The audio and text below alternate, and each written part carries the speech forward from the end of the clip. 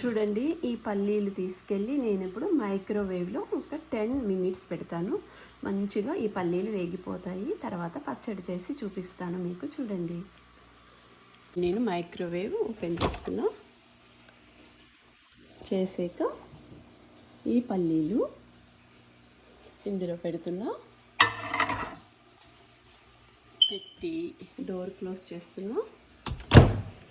ఇక్కడ టైం పెడుతున్నా. 10 సెకండ్సే చాలు, 10 మినిట్స్ కూడా అవసరం లేదు, కానీ పెడతా. స్టార్ట్ చేసా. 10 మినిట్స్ అయ్యాక మళ్ళీ మీకు చూపిస్తాను, కానీ 5 నిమిషాల్లోనే అవి మంచిగా ఫ్రై అయిపోతాయి. ఇప్పుడు నేను మైక్రోవేవ్ ఓపెన్ చేస్తున్నాను. చూడండి, పల్లీలన్నీ కూడా ఎంత బాగా 3 మినిట్స్కే వేగిపోయాయి. ఇప్పుడు నేను పచ్చడి చేస్తాను. చూడండి, పల్లీలన్నీ ఎంత బాగా వేగిపోయాయో మైక్రోవేవ్లో. చూడండి,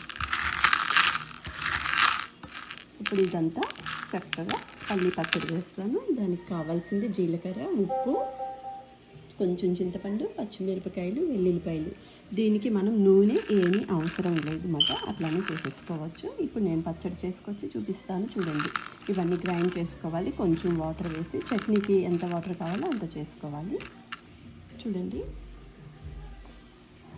అంతా నేను గ్రైండర్లో వేసేసాను కదా. ఇప్పుడు కొంచెం వాటర్ వేసి పచ్చడి గ్రైండ్ చేసుకొని వస్తాను. చూడండి ఎంత ఈజీగా పీనట్ చట్నీ రెడీ అయిపోయిందో. ఇది దోశలో, ఇడ్లీలో చాలా బాగుంటుంది. ఎందుకంటే ఇందులో నూనె ఏమి వేయకుండా చక్కగా అన్నీ కూడా without oil peanut chutney ready.